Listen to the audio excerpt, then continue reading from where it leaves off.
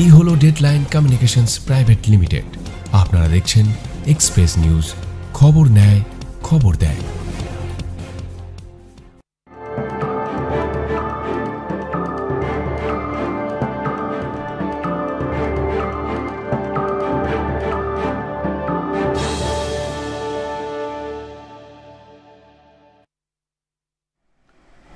নমস্কার, আপনারা দেখছেন এক্সপ্রেস অনলাইন আর আমি আপনাদের সঙ্গে সব্যসাচী আছি। এক্সপ্রেস অনলাইনে আমরা প্রত্যেকটা দিনে আপনাদের সামনে বিভিন্ন বিষয়গুলো তুলে ধরছি এবং সেই নিয়ে আলোচনাও করছি। বিভিন্ন অতিথিরা থাকছেন, তাদের মন্তব্য আপনাদের সামনে তুলে যাচ্ছি। এইভাবেই চলছে। কিন্তু আজও একটা বিষয় যেটা সত্যি করেই ভাবাচ্ছে, সেটা হচ্ছে যারা বিশেষ করে আমরা ঘরে বসে থাকি, রাজনীতি নিয়ে বিভিন্ন জায়গায় চায়ের দোকান থেকে আরম্ভ করে বিভিন্ন বন্ধু বান্ধবদের সঙ্গে আড্ডায় আমরা রাজনীতি সংক্রান্ত বিষয়, মানে এক কথা যদি আমরা নিজেদিকে রাজনীতিজীবী বলি, তাহলে বাংলার মানুষ রাজনীতিজীবী, এটা অস্বীকার করার কোনো জায়গা নেই। তার কারণ হচ্ছে যে আমাদের প্রত্যেকটা মুহূর্ত, প্রত্যেকটা জায়গায় আমরা যেখানেই থাকি, যে কোনো আলোচনায় থাকি, ঘুরে ফিরে যে কোনোভাবেই রাজনীতির প্রবেশ সেখানে হয়েই যায়। তো সেই রকমই রাজনীতির কথা কখনো আমরা সরকার পক্ষের কথা বলি, কখনো বিরোধীদের কথা বলি, এই নিয়ে তর্ক বিতর্ক থাকে। একটা সময় যেমন আমরা দেখেছি যে ইস্টবেঙ্গল মোহনবাগান নিয়ে একটা দ্বৈরথ চলতোই, ঠিক সেই রকমই এখন বিশেষ করে বাংলার প্রত্যেকটি মানে যুব সমাজ থেকে শুরু করে যারা যারা আছেন সবার মধ্যেই এই রাজনীতি, বিরোধী পক্ষ এবং শাসক দল, এই দুজনকার পরিস্থিতি নিয়ে আলোচনা, ব্যাখ্যা বিভিন্নজন বিভিন্ন রকমভাবে করছেন। কিন্তু তার মধ্যে থেকেও একটা বিষয় যেটা নিয়ে আলোচনা আমরা না করলেই নয়, এবং এটা নিয়ে বিভিন্ন জায়গায় বিভিন্ন মানুষ তাদের বিভিন্ন রকমের মত পোষণ করছেন। সেই বিভিন্ন মত পোষণের মধ্যে থেকেই আমরা যদি বলি যে এই রাজ্যে মানে পশ্চিমবঙ্গে আমরা কয়েকদিন, আজ থেকে প্রায় 1 মাস 4 দিন কি 1 মাস 6 দিন আগে পশ্চিমবঙ্গের একটি বড় মানে লোকসভা নির্বাচনের, গোটা দেশের যে লোকসভা 18তম লোকসভা নির্বাচন হয়ে গেল, সেই লোকসভা নির্বাচনের রেজাল্ট বেরিয়েছে, আর নতুন করে সরকার গঠন হয়েছে, সব ঠিক। যে রাজ্যে কারা কতটা পাবে এই নিয়ে একটা দ্বন্দ্ব ছিল, সেই দ্বন্দ্ব থেকে বেরিয়ে আসা গেছে এবং দেখা গেছে যে মানুষ এবং বিভিন্ন জায়গায় বিভিন্ন সংবাদ মাধ্যমে যে ধরনের কথাবার্তা হচ্ছিল তার ঠিক বিপরীত জায়গায় চলে গেছে। তো এইরকমই যদি আমি বাংলার কথা বলি, তো বাংলায় কথা দেখা যাচ্ছে যে বাংলার সবথেকে বড় প্রশ্ন যেটা, সেটা হচ্ছে যে বিরোধীদের মানে বাংলায় যারা বিরোধী দল আছে তাদের অস্তিত্ব কোথায়? তারা কি আদৌ বিরোধীদের কোনো জায়গা আছে? আর এই বিষয়গুলো নিয়ে আমি আলোচনা করব এবং আমার সঙ্গে রয়েছেন বিশিষ্ট সাংবাদিক তমন্নাস পণ্ডিত। পণ্ডিতদা, তোমাকে স্বাগত অনুষ্ঠানে। পণ্ডিতদা, একদম মানে আমি যে কথাটা বললাম আর কি, যে বাংলায় বিরোধীদের ভবিষ্যৎ কি, এটা যদি কথা, তার কারণ হচ্ছে যে গোটা রাজ্যে তুমি দেখো আগামীকাল 4টে যে উপনির্বাচন হয়েছে পশ্চিমবঙ্গের 4টি কেন্দ্রে, সেই 4টি কেন্দ্রের রেজাল্ট বেরোবে। 2021 সালে যে লোকসভা বিধানসভা নির্বাচন ছিল তার পরিপ্রেক্ষিতে। তো এই যে 4টি কেন্দ্রে বাগদা, রায়গঞ্জ, রানাঘাট দক্ষিণ এবং তার সঙ্গে রয়ে গেছে তোমার বাগদা, তো এখানের কি পরিস্থিতি কি হবে? এই মানিকতলা তো মানিকতলাতে নয়, এখন থেকেই সবাই চারিদিকে হয়ে গেছে যে মানিকতলা যেভাবে রেজাল্ট দিল তাতে বিরোধীদের একদম পেছনে ফেলে দিয়েছে, যদিও এখনো পর্যন্ত রেজাল্ট সামনে আসেনি, কিন্তু যেভাবে চলছে আর কি, ট্রেন্ড চলছে, যেভাবে মানুষ উপস্থাপন করছে। আমার তোমার কাছ থেকে জানতে চাওয়া যে সত্যি কি বিরোধীদের কোনো ভবিষ্যৎ এই রাজ্যে আছে? প্রথমত হচ্ছে যে আলোচনার বিষয়টা আজকে আমার মনে হয়েছে অত্যন্ত প্রাসঙ্গিক, এবং বিশেষ করে গত 12-14 বছর ধরে যে রাজনীতিটা আমরা দেখছি এই রাজ্যে, সেখানে যে প্রেক্ষাপট, সেই রাজনৈতিক প্রেক্ষাপটে আজকের যে বিষয় তুমি বেছেছো সেটা অত্যন্ত প্রাসঙ্গিক বলে আমার মনে হয়েছে। এবং আরেকটা কথা যেটা খুবই আমার মনে হয়েছে যে যুক্তিপূর্ণভাবে তুমি বলার চেষ্টা করেছো, সেটা হচ্ছে যে প্রত্যেকটা ক্ষেত্রে রাজনীতিকীকরণ, এটা হচ্ছে আমাদের রাজ্যের একটা বিশেষত্ব বললেও বোধহয় অত্যুক্তি করা হয় না।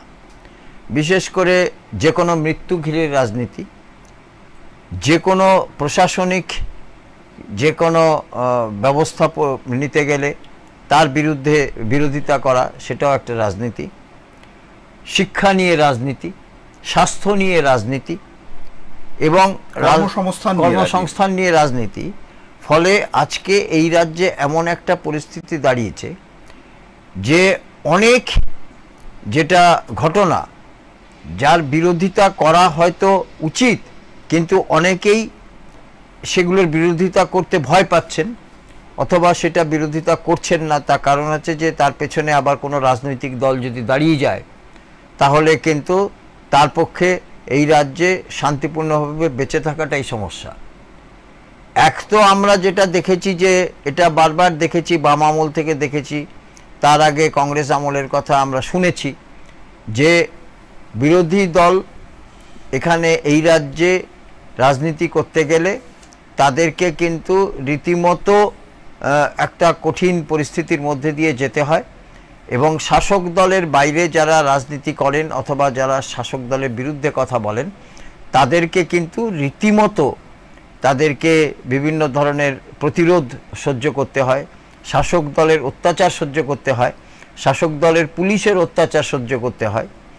এবং অতি সাম্প্রতিককালে আমরা দেখেছি এমনকি হাইকোর্ট পর্যন্ত সেখানে যেতে হয়েছে বিরোধী দলকে এবং হাইকোর্ট সেখানে বিভিন্ন ক্ষেত্রে রায় দিয়েছে যে সেখানে কিন্তু যে বিরোধী দলকে যেভাবে হেনস্থা করা হয়েছে, বিরোধী দলের বিরুদ্ধে যেভাবে মামলা দেওয়া হচ্ছে সেগুলো নিয়ে তদন্ত করা হোক। সেগুলো অনেক ক্ষেত্রেই কিন্তু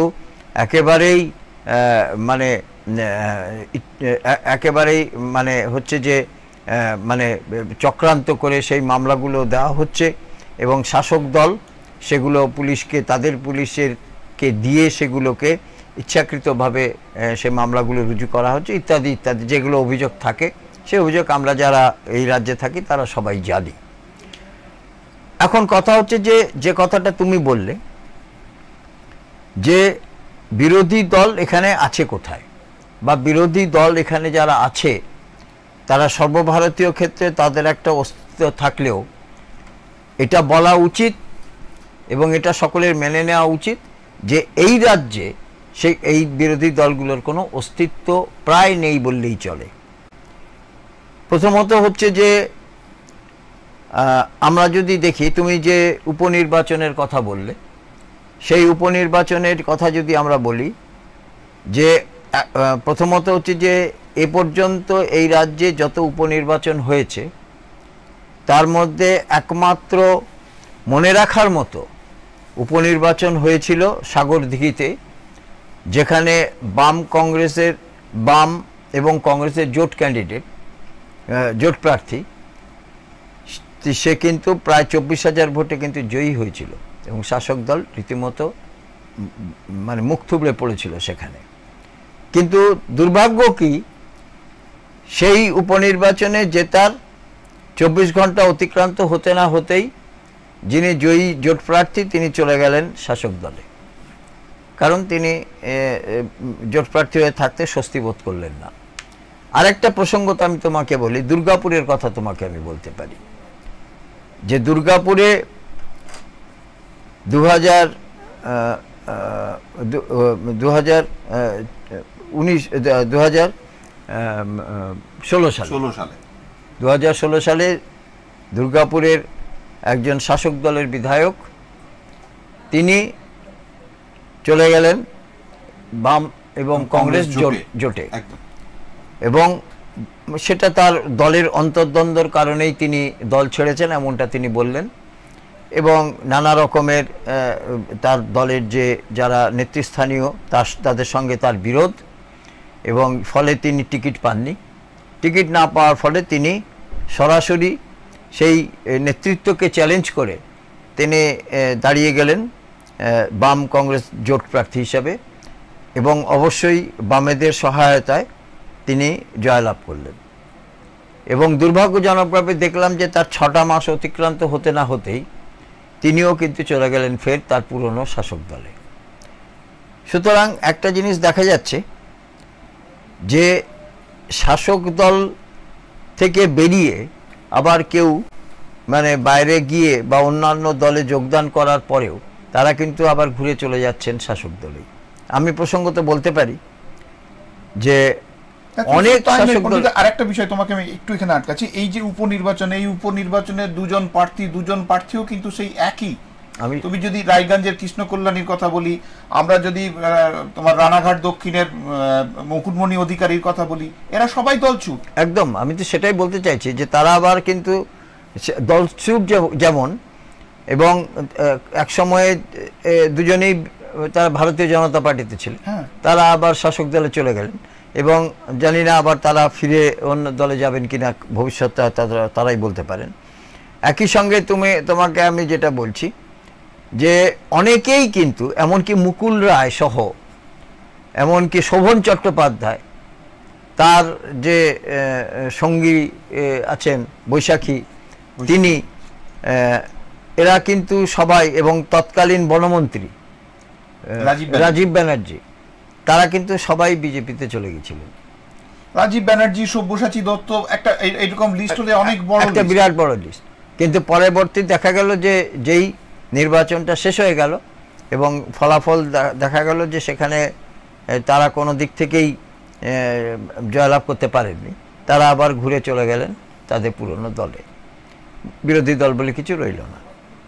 এবারে এটা তো যেটা গেল, অর্থাৎ আমি এই জন্য এই উদাহরণগুলো দিলাম যে এই রাজ্যে শাসক দল তাদের যে শক্তি, এখান থেকে শাসক দলের বিরোধিতা করে শাসক দল ছেড়ে গিয়ে আবার তাদেরকে ফিরে যাওয়া, এটাও কিন্তু, অর্থাৎ তারা কিন্তু মানে যে বিরোধিতাটা করেছিলেন পরবর্তী ক্ষেত্রে কিন্তু তারা নিজেরাই ফিরে গিয়ে বললেন, মানে বুঝিয়ে দিলেন যে না, তারা ভুল করেছিলেন, তারা বিরোধিতা আসলে করেননি। এবং তাদের মধ্যে অনেকে আবার দলের মুখপাত্র হয়েছেন, তারা বিভিন্ন চ্যানেলে বসে তারা বলছেন কথাবার্তা বিভিন্ন ধরনের। তা আরেকটা কথা যেটা, সেটা হচ্ছে যে শাসক দল তাদের বিরুদ্ধে, বিশেষ করে 2016 সেখানে দেখা গেছিল যে বিধানসভা ভোটে সেখানে মানে বিরোধীরা তারা এমন একটা প্রচারের মধ্যে এসেছিল যে বলা যায় যে মনে হচ্ছিল যে হয়তো শাসক দল তারা হয়তো এবারে ফের ক্ষমতা থেকে অপসারিত হবে, এরকম কিন্তু তারা প্রচার হচ্ছিল। এমনকি দেখা গেছিল যে মুখ্যমন্ত্রী বা দলনেত্রী তিনিও কিন্তু এই ব্যাপারটাতে এতটাই তিনি সিরিয়াস ছিলেন, বা এতটাই তিনি বলা যায় যে মানে সেই মানে এই প্রচারটাকে তিনি এতটাই তিনি এই প্রচারে মানে প্রচারটাকে তিনি গ্রহণ করেছিলেন, ফলে তাকে বলতে শোনা গেছিল যে 294টা আসনেই আমি প্রার্থী এবং আমাকে আপনারা ভোট দিন।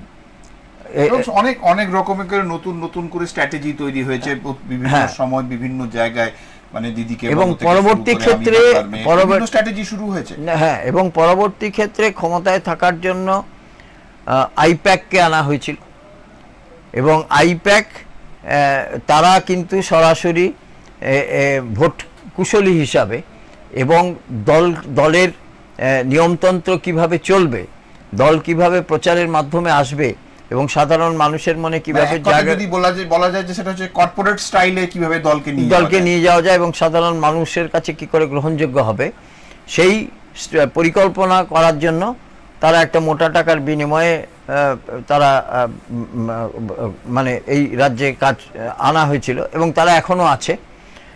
ফলে অনেক কিছুই এখন দেখা যায় যে সেই তারাই ঠিকঠাক করছে, অনেক জায়গাতে প্রার্থী বাছাই সহ বিভিন্ন ধরনের রাজনৈতিক কাজকে নির্বাচন করানো পর্যন্ত গোটা কাজটাই কিন্তু তারা করছে।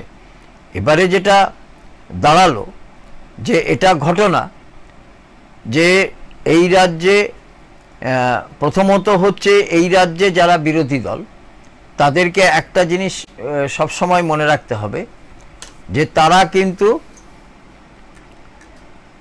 যে লড়াইটা করবে সেই লড়াইটা কিন্তু তারা কিন্তু 30% সংখ্যালঘু মানুষকে বাদ দিয়ে কিন্তু তাদের লড়াইটা হবে।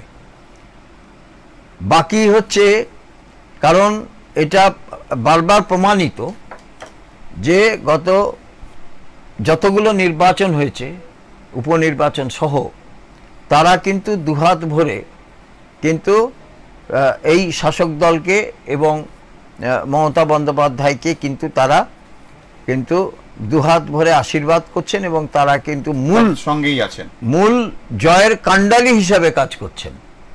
এটা এবং শেষ পর্যন্ত যেটা দাঁড়ায় যে অনেক সময় দেখা যায় যে পরিস্থিতি হয়তো বিরোধীরা যেখানে কিছুটা হলো শক্তি সঞ্চয় করেছেন, সেখানে কিন্তু শেষ পর্যন্ত কিন্তু ত্রাতা হিসাবে কিন্তু উত্তীর্ণ হয় সেই সংখ্যালঘু মানুষরা। ফলে একটা খুব নিশ্চিতভাবেই দেখা যায় যে শাসক দলের সঙ্গে সংখ্যালঘু যে একটা বিশাল অংশের মানুষ, এই ভোটটা তারা যেমন আছে। আজকে শাসক দল বললে ভুল হবে, আমরা যদি দেখি আগের দিনেও, আগের বিগত দিনে যদি দিকে তাকাই, দেখেন এই সংখ্যালঘু ভোট কিন্তু বরাবরই শাসক দল যে যখন যারা শাসন ক্ষমতায় থেকেছে তাদের সঙ্গেই থেকেছে তারা।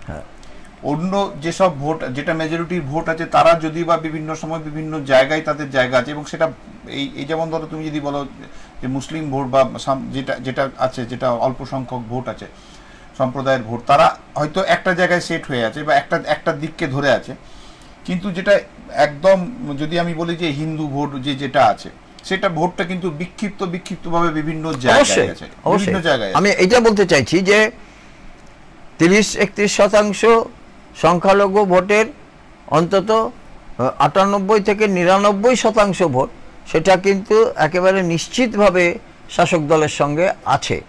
আমরা বাম আমলেও আমরা দেখেছি, তখনও কিন্তু সংখ্যালঘু ভোট সেটা কিন্তু বামেদের সঙ্গেই থাকতো, কিন্তু সেটা কিন্তু সংখ্যায় 30% বা 31% ছিল না, সেটা অনেকটা কম ছিল।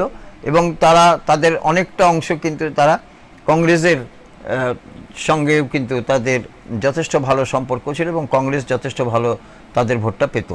কারণ মুর্শিদাবাদ, মালদা এবং উত্তর দিনাজপুর এবং দক্ষিণ দিনাজপুর, এগুলোতে আমরা দেখেছি যে কংগ্রেস যথেষ্ট ভালো ফলাফল করতে পারত, কারণ হচ্ছে যে সংখ্যালঘু ভোটরা তাদেরকে যথেষ্ট ভালো আশীর্বাদ করতেন। সেই স্থান ধীরে ধীরে আমরা দেখলাম যে সেটা শাসক দলের দিকেই যাচ্ছে।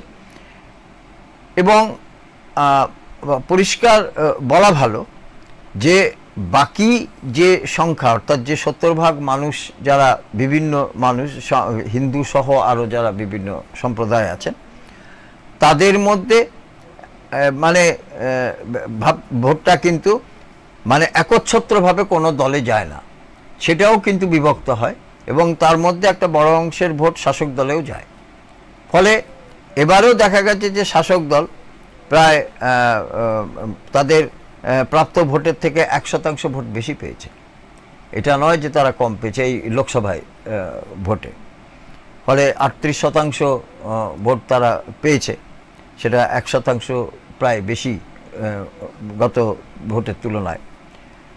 কিন্তু যে কথাটা মূলত যেটা বলার কথা, যে বিরোধীরা এই রাজ্যে তাহলে কি মানে প্রায় কি শক্তিহীন হয়ে গেল?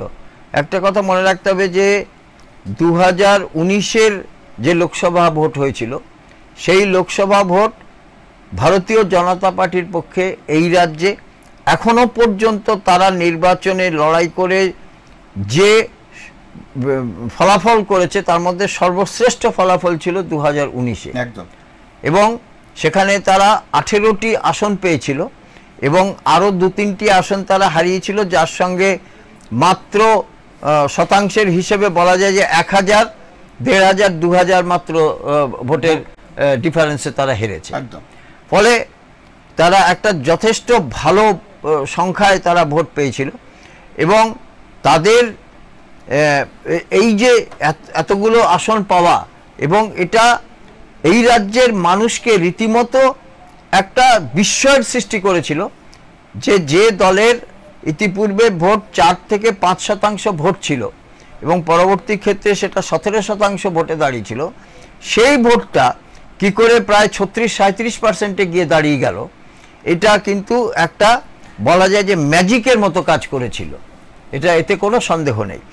এবং সব থেকে যেটা খুব ইন্টারেস্টিং যেটা ব্যাপার সেটা হচ্ছে যে সেই ফলাফল অনুযায়ী, এই 18টি আসনের ফলাফল অনুযায়ী দেখা গেছে যে প্রায় 120 থেকে 30টি আসনে কিন্তু বিধানসভা আসনে এগিয়ে রয়েছে ভারতীয় জনতা পার্টি। এইবারের হিসেবে যদি তুমি বলো, এবারে তাদের সরাসরি মানুষ প্রায় প্রত্যাখ্যান করেছে অনেক জায়গাতেই, 11টিতে এসে তাদের আসন ঠেকেছে। কিন্তু এবারেও কিন্তু বিধানসভা কিন্তু তাদের ভোট কিন্তু এবারে পার্সেন্টেজ কিন্তু 1-2% কিন্তু বেড়েছে। আরেকটা কথা যে হিসেব করলে কিন্তু দেখা যাবে যে এবারেও কিন্তু প্রায় 90টি বিধানসভা আসনে কিন্তু তারা এগিয়ে আছে এবং কংগ্রেস 11টি আসনে আর 1টি আসনে হচ্ছে বামেরা। ফলে একটা হিসেবে যেটা দেখা গেল যে এখনো পর্যন্ত কিন্তু পাশাপাশি যেটা সেটা হচ্ছে যে বিরোধীদের মূল যেটা বলা যায় যে তারা পিছিয়ে থাকলেও তাদের একদিক থেকে তাদের জয় কোন দিক থেকে দেখা যায় যে এত প্রতিকূল পরিস্থিতির মধ্যেও শহরাঞ্চলে 70টি 130টি পুরসভার মধ্যে 70টি পুরসভাতে কিন্তু তারা রীতিমতো এগিয়ে আছে এবং তার মধ্যে কিন্তু মুখ্যমন্ত্রী মমতা বন্দ্যোপাধ্যায়ের ওয়ার্ডও আছে, সেখানেও কিন্তু দেখা গেছে যে ভারতীয় জনতা পার্টি তারা এগিয়ে আছে।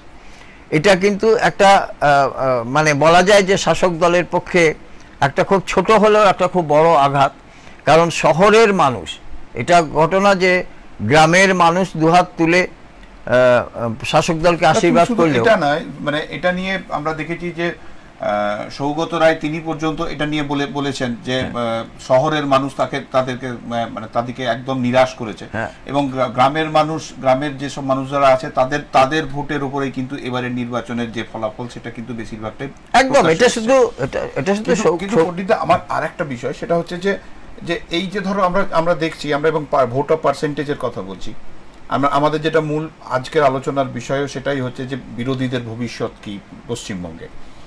তো সেই জায়গায় দাঁড়িয়ে যদি আমরা সিপিএম এর কথা বলি, বামফ্রন্টের কথা বলি, যারা এবারে নির্বাচনে প্রায় 27 জনেরই জামানত বাজেয়াপ্ত হয়ে গেছে, মানুষ তাদেরকে একদম অথচ সব থেকে যদি আমরা বলতে যাই তাহলে এবারে যে প্রার্থী বামেরা নির্বাচন করেছিল একদম মানে এইরকম প্রার্থী তারা হয়তো মানে এর আগে কখনো এইভাবে প্রার্থী নির্বাচন তাদের হয়নি, কিন্তু তারপরেও ভালো প্রার্থী দেওয়া এবং প্রচারের মাধ্যমটাকে আরো সামনের দিকে নিয়ে যাওয়া, তাতেও কিন্তু তারা কোনো রকমভাবে কোনো কিছু করে উঠতে পারলো না। এবং এই যে ধরো তারা যদি কোথাও বলা যায় যে বামদের এই যে না পারাটা, এটা তাদের হয়তো 34 বছরের লেগাসি তাদেরকে টানতে হতে পারে, না হওয়ার কিছু নেই। কিন্তু সেই জায়গায় দাঁড়িয়ে বিজেপির যে ভারতীয় জনতা দলের যে ফলাফল বা কংগ্রেসের যে ফলাফল, যে ভোট অফ পার্সেন্টেজ 5 থেকে 6% মধ্যে কংগ্রেসে আটকে রয়ে গেছে, মানে কংগ্রেস এবং সিপিএম এর যে জোটের যে পার্সেন্টেজ অফ ভোট, তো এটাকে এরা কি আর নতুন করে নিজেদিকে রিভাইভ করতে পারবে না? এটা এইভাবে মানে বিরোধী দিকে চুপচাপ করে মানে এটাই শেষ তাদের দিকে না। প্রথমত হচ্ছে যে এটা খুব ইন্টারেস্টিং কথা তুমি বললে। প্রথমত যারা রাজনৈতিক পণ্ডিত, যারা রাজনৈতিক গবেষক, তাদের কাছে এটা একটা গবেষণার বিষয় হতে পারে যে তুমি যেটা বললে যে বামেরা যথেষ্ট ভালো একটা শুধু তরুণ ব্রিগেড নয়, তরুণ ব্রিগেডের পাশাপাশি তাদের পুরাতন খোলসকে ছেড়ে তারা বেরিয়ে আসতে পেরেছে। হ্যাঁ, না, তরুণ ব্রিগেডের পাশাপাশি তারা অন্যান্য আসনে যে প্রার্থী দিয়েছিল তারাও যথেষ্ট ভালো প্রার্থী এবং রীতিমতো তারা শিক্ষিত প্রার্থী। বেশিরভাগ ক্ষেত্রে দেখা গেছে যে শিক্ষক, অধ্যাপক এই ধরনের প্রার্থী তাদেরকে দেওয়া হয়েছে এবং পাশাপাশি যে নতুন ব্রিগেড দেওয়া হয়েছিল একেবারে তরুণ ব্রিগেড, সবই ঠিক ছিল, কিন্তু সাধারণ মানুষ তাদেরকে কেন গ্রহণ করলো না বা এর আগে তাদেরকে কেন গ্রহণ করেনি? কারণ একটা কথা মনে রাখতে হবে যে তুমি যেটা বললে যে 34 বছরের লিগ্যাসি, 34 বছরের লিগ্যাসির মধ্যে বামেরা কি সব কিছু খারাপ করেছিল? কিছুই কি ভালো করেনি? আজকে এটাও তো গবেষণার বিষয়। একদম। আজকে রাজ্যে একটা শিল্পায়নের ডাক দেওয়া হয়েছিল বামেদের সময়ে, এবং এখনো যে হয়তো বড় শিল্প, সেটা কতগুলি শিল্প আছে সবই সেই সময়ে আসা, সেই সময় আসা করার কোনো জায়গা, এবং যেটা বড় শিল্প বলতে যেটা, সেটা করতে গিয়ে তারা যেভাবে আঘাতটা পেয়েছিল এবং তাদেরকে ক্ষমতাচ্যুত করা হয়েছিল, সেটা কতটা যুক্তিযুক্ত সেটা নিয়েও এখন গবেষণা হওয়া উচিত। রাজনীতির জায়গায় থাকতে পারে। আজকে সেই সিঙ্গুরে যে আঘাতটা নেমে এসেছিল, এবং এটা তো ঘটনা যে আজকে সিঙ্গুরে যদি একটা শিল্প হতো, যে শিল্পের কথা আমরা সবাই জানি, এটা নতুন করে বলার কিছু আর প্রয়োজন নেই। তো একটা উত্তর পূর্ব ভারতের মানে অর্থনৈতিক ক্ষেত্রে একটা খুব বড় একটা বিবর্তন ঘটতে পারত, এবং বিশেষ করে স্থানীয়ভাবে সেখানে বহু মানুষের কর্মসংস্থান শুধু নয়, অর্থনৈতিকভাবে একটা এলাকার একটা ব্যাপক উন্নয়ন ঘটতে পারত, কারণ যে কোনো শিল্পতেই সেটাই ঘটে। সেই ক্ষেত্রে কিন্তু আমরা দেখলাম যে বিশেষ করে যাদেরকে দিয়ে এই শিল্পটা করানোর কথা ছিল, শেষ পর্যন্ত যে কোনো কারণে হোক, জমি জটে হোক, যে কোনো কারণে হোক, অথবা তৎকালীন মুখ্যমন্ত্রী বুদ্ধদেব ভট্টাচার্যের যে কোনো ভুলে হোক, আমার যেটা কথা ছিল এর মধ্যে, এই প্রসঙ্গে এটা বলা উচিত আমার মনে হয়, যে একটা কথা ছিল যে 800 একর মূল শিল্পটা হবে এবং 400 একর জমিতে সেখানে ভেন্ডারদের শিল্পটা হবে। সেখানে তৎকালীন বিরোধী নেত্রী এবং আজকের মুখ্যমন্ত্রী, তার দাবি ছিল যে ওই 400 একর জমি সেটা কৃষকদের ফেরত দিয়ে দিতে হবে, কারণ সেটা জোর করে নেওয়া হয়েছে। আমার মতে বামেদের সব থেকে জ্যোতিবাবুকে প্রধানমন্ত্রী না করা যেমন একটা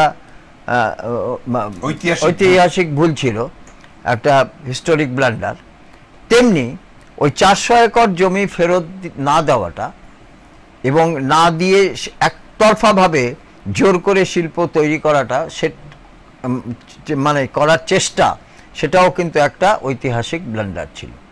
সেই 400 একর জমি ফেরত দিয়ে ভেন্ডারদেরকে বলা যেত যে তোমরা নিজের মতো জমিটা কিনে নাও, আমরা তোমাদেরকে অন্যভাবে সহায়তা করব, শিল্পটা স্থাপন করতে দাও। কিন্তু সেটা তারা করেননি। এটা তাদের অপরিণামদর্শিতা, মুখ্যমন্ত্রী হিসাবে চিরকালীন ব্যর্থতা, এবং সেই শিল্পটিকে ঘিরে এই যে 26 দিন যেভাবে জাতীয় সড়ক অবরোধ হয়েছিল, এটাও একটা, সেটাকে আলোচনার মাধ্যমে তুলতে না পারা, প্রশাসনিকভাবে সেটাকে তুলতে না পারা, এটাও একটা বিরাট বড় ব্যর্থতা। এবং বামেদের সেই ব্যর্থতাটা আজকে তারা প্রত্যেকটা পদক্ষেপে তারা টের পাচ্ছেন যে ব্যর্থতাটা তারা একসময় যে ব্যর্থতাটা হয়েছে, সেই ব্যর্থতাটা তারা কিন্তু তার মাসুল চুকাতে আজকে তারা 4%, এবং এরপর আগামী দিনে তারা হয়তো শূন্যতে গিয়ে পৌঁছাবেন। কারণ হচ্ছে যে এটা ঘটনা যে বামেদের তখনই কিন্তু বামেদের সংগঠন সব কিছু শেষ হয়ে যায়নি, কিন্তু বামেদের যে বিশ্বাসযোগ্যতা তারা হারালো এই জন্য যে বামেদের নেতৃত্বকে মানুষ বিশ্বাস করতে পারলো না, মোরালটা শেষ হয়ে গেল। এবং এছাড়া প্রচার যেটা ছিল, সেটা বিরোধীদের যেমন প্রচার ছিল, তেমনি গোটা সর্বভারতীয় ক্ষেত্রে একটা প্রচার ছিল। সেই প্রচারের মধ্যে বিভিন্ন ধরনের প্রচার আনা হয়েছিল, তার মধ্যে সত্য মিথ্যা অনেক কিছু ছিল, সেটা নিয়ে এখন নতুন করে টানার ব্যাপার নেই। কিন্তু এটা ঘটনা যে শিল্পায়নটার অত্যন্ত প্রয়োজন ছিল এবং সঠিক সময়ে শিল্পায়নটা হচ্ছিল, কিন্তু সঠিক নীতিতে শিল্পায়নটা হচ্ছিল না। কিন্তু সেই ভুলটা স্বীকার করে সেই 400 একর জমি ফেরত দেওয়া প্রয়োজন ছিল, এটা আমি এখনো পর্যন্ত বিশ্বাস করি। অন্তত কারখানার স্বার্থে সেটা ফেরত দেওয়া প্রয়োজন ছিল। আজকে সেটা ফেরত দেওয়ার পরে এই রাজ্যে আর কোনো শিল্প আসছে না, সেটা আজকে সেই শাসক দল আর নেই। এখন পরিবর্তিত যে শাসক দল, তাদেরও হয়েও কিন্তু আর কেউ আসছে না। তুমি আমাকে বলো না, তোমার বিজনেস সাবমিট হয়ে গেল, মানে কিন্তু তাতেও কোনো লাভ হয়, কিন্তু আমি সাধারণ মানুষের টাকা খরচ করে পরে বড় করে অনেক কিছু করা হলো, কিন্তু তাতেও আলটিমেট নেট ফল জিরো। না, আমি মূলত কেন আসছি, মূলত আমি এই জন্য বলতে চাইছি যে বিরোধীদের অস্তিত্বটা কেন থাকবে। বিরোধীরা যখন, আমি প্রথমে তো বললাম যে বামেদের যে কোনো দল আজকে কংগ্রেস জাতীয় কংগ্রেস নামতে নামতে 40-এ এসে ঠেকেছিল, তারাও চেষ্টা করে সেটাকে 99-এ তুলতে পেরেছে। কিন্তু বামেরা যেখানে 40-এ ঠেকেছিল, সেই 40 থেকে কমতে কমতে তারা 0-এ এসে দাঁড়ালো। কারণ কি? কারণ হচ্ছে যে বামেদের নেতৃত্ব, সেই নেতৃত্বতে অত্যন্ত দুর্বল, এবং সাধারণ মানুষকে কনভিন্স করার মতো, সাধারণ মানুষের আস্থা অর্জন করার মতো তারা নেতৃত্ব তারা দিতে পারছে না। কারণ হচ্ছে যে তারা প্রথম যে ভুলগুলো করেছে, সেই ভুলগুলো করার পরে মানুষ তাদেরকে আর বিশ্বাস করতে পারছে না। ফলে বিশেষ করে যে আজকে দলের যে নেতা, এই দলের নেতা কর্মী, তারা অনেকেই তখন বলছেন, এবং তারা রীতিমতো আজকের দিনে বামেদের দলে থেকে সমালোচনা করা খুব সমস্যা, কেন বামেদের দলের মধ্যে সেই গণতন্ত্র নেই। কিন্তু অনেকে বেরিয়ে এসে এটা বলছেন যে বুদ্ধদেব বাবু সারা জীবনে যত বড় ভুল করেছেন, তার থেকে সব থেকে বড় ভুল হলো যে এই সিঙ্গুরে এই 400 একর জমি ফেরত না দেওয়া এবং এই শিল্পটাকে করার জন্য উদ্যোগী না হওয়া। এটা ঘটনা যে আজকে শিল্পটা যদি প্রথম অবস্থায় থাকতো, তাহলে সেটা অতটা দুঃখজনক ছিল না। শিল্পটা এমন অবস্থায় এসে পৌঁছেছিল যে সেখানে গাড়ি তৈরি হয়ে গেছিল, সেটা ট্রায়াল রান হচ্ছিল গাড়ির, এবং গাড়ির স্যাম্পল তৈরি হয়ে গেছিল। শেষ হয়তো আর 1 মাস 2 মাস পরে সে শিল্পটা চালু হওয়ার কথা। সেই শিল্প যদি সেখানে যদি চালু করতে না পারা যায়, সেটা রাজ্য সরকারের ব্যর্থতা, সেটা বিরোধীদের ব্যর্থতা নয়। এটা আমার মত। দ্বিতীয়ত হচ্ছে যে আজকে কংগ্রেসের যে অবস্থা এই রাজ্যে, কংগ্রেসের আমরা দেখেছি, তবু আমরা 2016-তেও আমরা দেখেছি কংগ্রেস কিছুটা হলেও মানে মানুষ কিছুটা হলেও কংগ্রেসকে গ্রহণ করেছে, কিছু তারা চেষ্টা করেছে। 2016 থেকে সেখানে বামেদের সঙ্গে তারা একটা জোট করার চেষ্টা করেছে। সেই জোটে কিছুটা হলেও তারা ভোট পার্সেন্টেজ বাড়াতে পেরেছিল, কিন্তু শেষ পর্যন্ত দেখা গেল যে মানুষের যেটা চাহিদা, সেই চাহিদাটা তারা পূরণ করতে পারলো না। দ্বিতীয়ত হচ্ছে যে মুখ্যমন্ত্রী মমতা বন্দ্যোপাধ্যায় 2011 সালের পর থেকে তার দলটাকে যেভাবে তিনি শক্ত হাতে তার দলটাকে পরিচালনা করছেন, ফলে সেখানে কিন্তু বিরোধীরা কোনোভাবেই কিন্তু তাদের কিন্তু কোনো অস্তিত্বে কিন্তু তারা রাখতে পারছে না। এবং সরাসরি বলা যায় যে মমতা বন্দ্যোপাধ্যায় যেভাবে বিরোধীদের মোকাবেলা করছেন, এবং বিরোধীরা যদি সেখানে মানে এবং সমস্ত বাউন্সারগুলোকে যেভাবে তিনি ছক্কা করে করে বাইরে পাঠাচ্ছেন, বিরোধীরা সেখানে কিন্তু বিরোধীদের ব্যর্থতা। আজকে সব থেকে দুর্ভাগ্যজনক হচ্ছে এই 2024-এর যে লোকসভা ভোট, এই লোকসভা ভোটে এই রাজ্যে ভারতীয় জনতা পার্টি মানে এই রাজ্যের বৃহত্তম বিরোধী দল হিসাবে সাধারণ মানুষের মধ্যে যে একটা আশার সঞ্চার করতে পেরেছিল, সেই আশাটা ধূলিসাৎ করে দিতে পারলেন মমতা বন্দ্যোপাধ্যায়। তার কারণটা হলো যে শেষ মুহূর্তে তিনি যেভাবে তার দলটাকে পরিচালনা করলেন, এবং শেষ মুহূর্তে তিনি যে মাস্টার স্ট্রোকটা দিতে পারলেন, যে কথাটা তুমি বলছিলে যে সৌগত রায় তিনি স্বীকার করেছেন যে গ্রামের মহিলারা শুধু সংখ্যালঘু মহিলা নয়, সবাই সর্বশ্রেণীর মহিলারা, এবং সবথেকে একটা যে এবারে কিন্তু পুরুষের থেকে 8% বেশি ছিল মহিলাদের ভোট। এই মহিলাদের সিংহভাগ ভোট সেটা কিন্তু তারা মুখ্যমন্ত্রী মমতা বন্দ্যোপাধ্যায়কে দেখে দিয়েছেন। তার দলকে দিয়েছেন কিনা আমি বলতে পারবো না, কিন্তু মুখ্যমন্ত্রী মমতা বন্দ্যোপাধ্যায়ের ডাকে তারা সাড়া দিয়ে তারা কিন্তু ভোটটা দিয়েছেন মুখ্যমন্ত্রীকে জয়যুক্ত করার জন্য। কারণ মুখ্যমন্ত্রীকে তাদের আস্থা মুখ্যমন্ত্রীর প্রতি তারা জানিয়েছেন।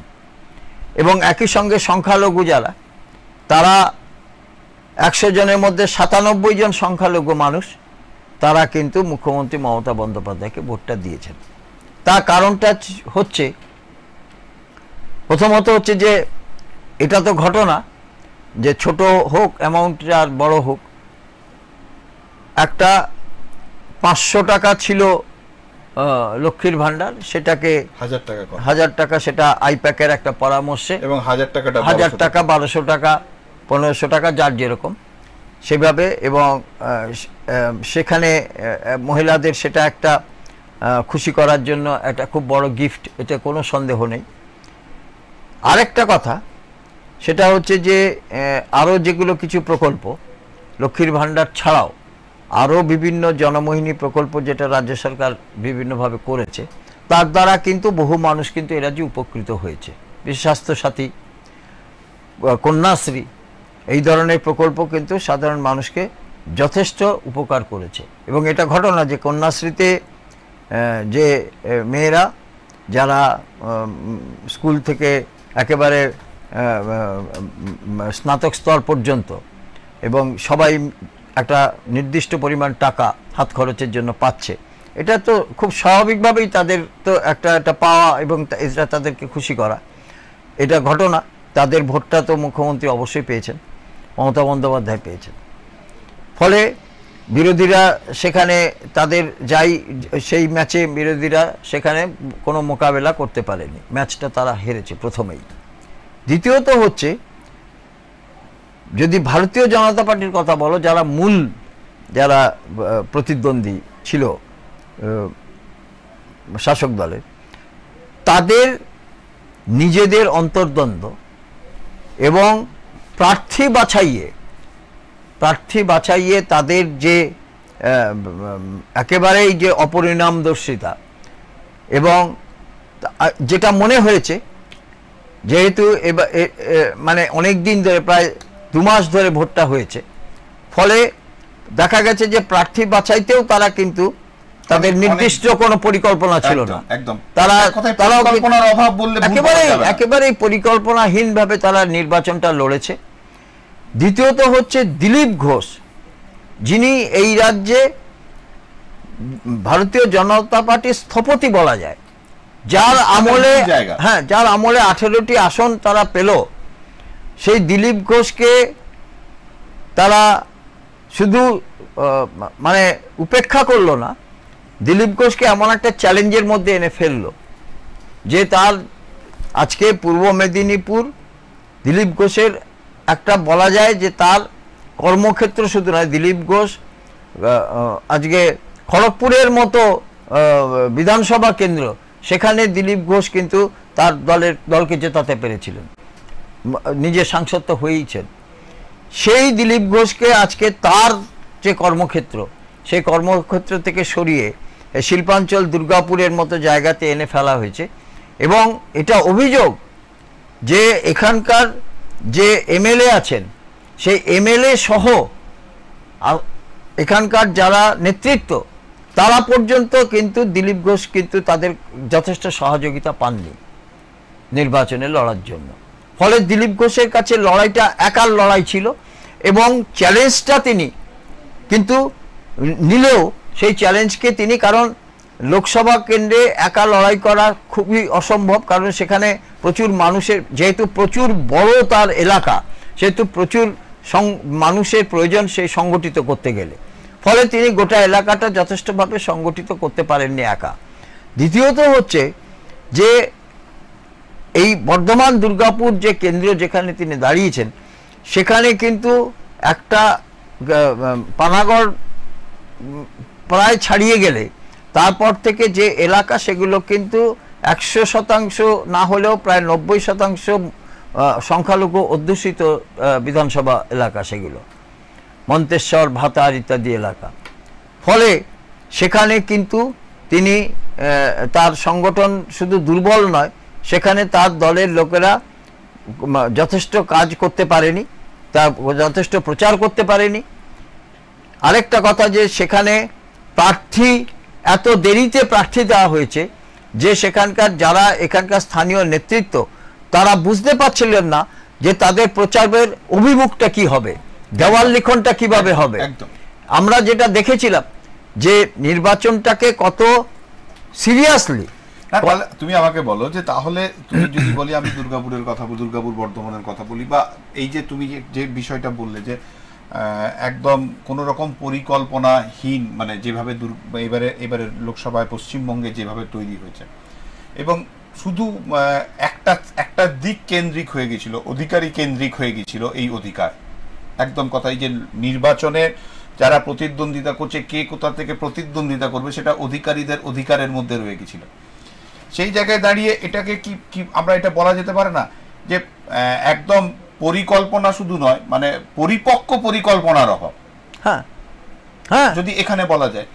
দুটো ব্যাপার আছে, শুধু পরিকল্পনার অভাব এটাই নয়, একই সঙ্গে অন্তর্দ্বন্দ্ব দলের মধ্যে, এটাও একটা খুব বড় কারণ। বিশেষ করে যারা বলা যাচ্ছে যে আদি এবং নব্য এই দুটির যে লড়াই, এবং যারা মূলত রাজ্যে প্রথম থেকে বিজেপিটা করেছিলেন, তাদেরকে দেখা গেছে যে তাদেরকে কোনোভাবেই কিন্তু না প্রচারে রাখা হচ্ছে, না তাদেরকে কোনো দায়িত্বে রাখা হচ্ছে। এটা যে এক নম্বর। দ্বিতীয় হচ্ছে, তুমি যেটা অধিকারীর কথা বললে, শুভেন্দু অধিকারী, আমার মনে হয়েছে যে তুমি শুভেন্দু অধিকারীর কথা মূলত বলেছো, এবং শুভেন্দু অধিকারী বিরোধী দলনেতা হিসাবে তিনি যথেষ্ট যোগ্য, আমি এতে আমার কোনো বলার নেই, কারণ এটা তাদের দলের ব্যাপার। কিন্তু শুভেন্দু অধিকারীকে দল যদি দায়িত্ব দিয়ে থাকে, সেই দায়িত্বটা তিনি কতটা সুষ্ঠুভাবে পালন করতে পেরেছেন সেটা নিয়ে আজকে প্রশ্ন উঠবে। এই জন্য উঠবে যে শুভেন্দু অধিকারী, আমি খুব পরিষ্কারভাবে কতগুলো কথা বলতে চাই। শুভেন্দু অধিকারী বর্ধমান দুর্গাপুর কেন্দ্র, আসানসোল কেন্দ্রতে নির্বাচনের হয়তো খুব বেশি হলে 7 দিন আগে প্রার্থী দেওয়া হলো, এবং এমন প্রার্থী দেওয়া হলো একজন অশীতিপর বৃদ্ধ, যিনি আসানসোলের মানুষ বলে দাবি করলেও তিনি আসানসোলে থাকেন না। এর আগে তিনি দুর্গাপুর বর্ধমানের সাংসদ হিসাবে অতি অল্প ভোটে তিনি জিতেছিলেন যে করে ভাবু সেখানে। তারপরে কিন্তু বর্ধমান দুর্গাপুরে তার কিন্তু উপস্থিতি সাধারণ মানুষ দেখতে পায়নি। বহুবার তার বিরুদ্ধে পোস্টার দেখা গেছে যে তিনি কোথায়, নিখোঁজ পোস্টার। তারপরেও এবং দেখা গেছে যে দলের কত দৈন্যতা সর্বক্ষেত্রে, যে সেখানে আসানসোল দুর্গাপুর কেন্দ্রে সেখানে প্রার্থী দেওয়ার মতো প্রার্থী খুঁজে পাওয়া যায়নি। ফলে নির্বাচনের 5 দিন 7 দিন আগে সেখানে প্রার্থী ঠিক করা হয়েছে। তাহলে এই যে স্থানীয়ভাবে যারা এই দলের দায়িত্বে আছেন, তারা কাকে নিয়ে প্রচার করবেন, কিভাবে দেওয়াল লিখবেন, তাদের নামে কি করে তারা প্রচার করবেন, এইগুলো পর্যন্ত কোনো কিছু ঠিক হয়নি। আমার মনে হয় যে যারা এখানে লড়াই করেছেন তারা একেবারে একমাত্র নিজের কৃতিত্বে এবং নিজের কারিশমাতে লড়াইটা করেছেন, কারণ বাকিদেরকে দেখা যায়নি এখানে। দ্বিতীয়ত যেটা হচ্ছে যে আসানসোলে তারা এমন কোনো স্থানীয় প্রার্থী তৈরি করতে পারলেন না যে যারা আসানসোলকে ভালোভাবে চেনেন। আসানসোল মূলত হচ্ছে শিল্পাঞ্চল, কয়লাঞ্চল, এবং সেই কয়লাঞ্চলের প্রার্থীকে তারা কেন ঠিক করতে পারলেন না এখনো পর্যন্ত? কেন স্থানীয় সাংগঠনিকভাবে কেন স্থানীয় প্রার্থী ঠিক করতে পারলেন না? বলি যে এটা এই যে তোমার ভারতীয় জনতা দলের পশ্চিমবঙ্গের যারা দায়িত্বে আছেন, এবং পশ্চিমবঙ্গের যে সংগঠন, সব থেকে বড় কথা হচ্ছে যে সংগঠন, সেই সংগঠন কিন্তু এখনো পর্যন্ত সেই দুর্বল চিত্তেরই রয়ে গেছে। আমি সেখানে আসছিলাম, বর্ধমান দুর্গাপুরেও তাই। সেখানে এখানে প্রার্থী পাওয়া গেল না। আজকে একজন সিটিং এমপিকে সেখান থেকে তুলে নিয়ে এসে আজকে তাকে নতুন করে বর্ধমান দুর্গাপুরে দিতে হলো, তাও কবে? নির্বাচনের মাত্র 10-12 দিন আগে। একই ক্ষেত্রে আমরা দেখেছি বীরভূম, যেখানে অত্যন্ত শক্তিশালী সংগঠন রয়েছে শাসক দলের, এবং সেখানে অসিত মাল এবং শতাব্দী রায় দুজনেই তারা সিটিং এমএলএ, এবং তারা কখনো হারেননি। তাদের বিরুদ্ধে যে প্রার্থী দেওয়া হয়েছে, প্রথমত একজন এমন প্রার্থী দেওয়া হলো যার এনওসি পাওয়া যায়নি। শেষ পর্যন্ত নির্বাচন কমিশনের কাছে যখন যখন তার আবেদনপত্র জমা দিলেন, দেখা গেল যে সেখানে তিনি যে দপ্তরে কাজ করতেন সেই পুলিশ দপ্তর থেকে তিনি সেই ছাড়ে তখনও এনওসিটা তিনি জমা করেননি, অর্থাৎ তখনও তিনি পাননি, অথচ তার আগে তার প্রার্থীপদ প্রচার হয়ে গেল। অসিত মাল, তিনি একটা শক্তিশালী রাজনৈতিক ব্যক্তিত্ব সেখানে, এবং বলা যায় যে দীর্ঘদিনের একটা রাজনৈতিক ব্যক্তিত্ব, তার বিরুদ্ধে যাকে প্রার্থী করা হলো সেই মহিলা, তার নাম ইতিপূর্বে কেউ কখনো শোনেনি। তিনি কেন এলেন, কোথা থেকে এলেন, কেন তিনি দাঁড়ালেন এবং কেন কি প্রচার। মনে রাখতে হবে যে বীরভূম, মুর্শিদাবাদ, পূর্ব বর্ধমান এই সমস্ত এলাকা কিন্তু সংখ্যালঘু অধ্যুষিত এলাকা। সুতরাং এই সব এলাকাতে প্রার্থী দিতে গেলে তাকে দলকে অনেক বেশি ভেবেচিন্তে প্রার্থী দিতে হয়। আজকে যে পরিস্থিতি যেটা দাঁড়িয়েছে, বারবার দেখা গেছে যে এই রাজ্যে যেখানেই হোক, এই রাজ্যে দেখা যাচ্ছে যে তারা আমি বাম এবং কংগ্রেসের কথাটা, কংগ্রেস সম্পর্কে আর আমার মনে হয় যে বিরোধী দল হিসাবে তাদের সম্পর্কে আলোচনা বা তাদের ভূমিকা সম্পর্কে আলোচনাটা এখানে সময় নষ্ট করা হবে। কিন্তু যেহেতু বিজেপি তাদের অন্তত তারা ৭৭টা তারা জয়লাভ করেছিলেন বিধানসভাতে, সেখান থেকে কমে কমে তারা যাই হোক ৭০টাতে এসে পৌঁছেছেন। ফলে তারা মোটামুটি তারা একটা লড়াই করার পরিস্থিতিতে আছেন বলে সাধারণ মানুষ ভাবলেও শেষ পর্যন্ত দেখা গেল যে তারা লড়াই করার পরিস্থিতি তো নেই। বিশেষ করে তারা যেভাবে প্রার্থী বাছাই করেছেন, আজকে তারা রেখা পাত্রকে বাছাই করলেন। রেখা পাত্র তার কোনো রাজনৈতিক প্রজ্ঞা আছে কিনা, রাজনৈতিক ব্যক্তিত্ব কিনা, এবং যে এলাকাতে তিনি করছেন সেই এলাকাতে তার যথেষ্ট পরিচিতি আছে কিনা। কৃষ্ণনগরে সেখানে একটা শক্তিশালী প্রতিদ্বন্দ্বী, তার বিরুদ্ধে যাকে প্রার্থী করলেন তিনি একজন রাজমাতা, তিনি জীবনের মাটিতে পা দেননি, তাকে নিয়ে প্রার্থী করা মানে রাজমাতা এক জিনিস এবং রাজনৈতিকভাবে পপুলারিটি আরেক জিনিস। ফলে বিজেপি নিজের পায়ে যেভাবে কুলুলটা নিজে মেরেছে, এবং এই কুলুলটা মারা প্রয়োজন ছিল এই জন্য যে এই রাজ্যে যে যারা বিজেপিকে পরিচালনা করেন তাদের শিক্ষার জন্য কিন্তু এই কুলুলটা মারা প্রয়োজন ছিল। আর একটা জিনিস পণ্ডিত, যে এখনো পর্যন্ত এই প্রথম কথা হচ্ছে যে এই যে যারা বিরোধীরা আছে, বিরোধীরা নিজেদের যে কি অস্তিত্ব এবং কোথায় আমরা তারা দাঁড়িয়ে আছি, এখনো পর্যন্ত তারা মানে হয়তো আয়নার সামনে দাঁড়াচ্ছে, দাঁড়ালেও কিন্তু তারা তাদের স্বপ্ন ভঙ্গ হচ্ছে না। তারা মনে করছে আমরা সেই একই জায়গাতেই আছি এবং আমাদের যে তদন্ত প্রতাপ যেভাবে আমরা 2021কে ভেবেছিলাম যে আমরা একদম অন্য জায়গায় থাকবো এবং অনেক বেশি, আর যেমন আমরা যদি 2019 সালের কথা বলি, 2019 সালে যে 18টা সিট পেয়েছি, এবারও নিশ্চয়ই তার থেকে অনেক বেশি হয়ে যাবে বা অনেক বেশি ক্ষমতায়ন আমরা মানে উপভোগ করব। এটা তারা ভেবে নিয়েছে, আমি ওইটার কথা বলি। আমি সেটা কিন্তু ভাবলে তো হবে না, ভাবার সঙ্গে এবং করার মধ্যে আকাশ জমিন পার্থক্য। ভাবা এবং সংগঠন তৈরি করা, একটা কথা মনে রাখতে হবে যে হাওয়া এক জিনিস, লহর যাকে বলে, কিন্তু তা সংগঠন বাদ দিয়ে সেখানে কোনো লহরই কিন্তু কোনোভাবে কাজ করবে না। একদম একদম একদম। এবং এই লহরের সাথে সাথে যদি বলতে হয় তাহলে কিন্তু যে যদি বিরোধীরা মানে আমাদের যেটা মূল বিষয় সেটা হচ্ছে যে বাংলায় বিরোধীদের ভবিষ্যৎ কি, এটা যদি দেখতে হয় তাহলে কিন্তু বিরোধীদেরকে অনেক বেশি সচেতন হতে হবে, অনেক বেশি নিজেদের সংগঠনের প্রতি জোর দিতে হবে। যতক্ষণ না নিজেদের সংগঠনের প্রতি জোর দিতে পারছে বা সংগঠনকে সঠিক মানে যে একদম একদম একই রাস্তায় নিয়ে যেতে পারছে, ততক্ষণ কিন্তু বিরোধীদের অবস্থা মানে ভবিষ্যৎ খুব সঙ্গীন অবস্থার মধ্যেই থাকবে। এটা যদি যে কেউ বলবে বা যে কোনো পরিস্থিতিতেই বোঝাই যাবে। যাই হোক, আজকের সময় শেষ, এই কথাকে আর দীর্ঘায়িত করব না, কিন্তু আবার আগামীকাল আপনাদের সঙ্গে দেখা হবে অন্য কোনো বিষয় নিয়ে, অন্য কোনো অতিথির সঙ্গে। ততক্ষণের জন্য আজকের মতন অনুষ্ঠান এখানেই শেষ করছি। নমস্কার।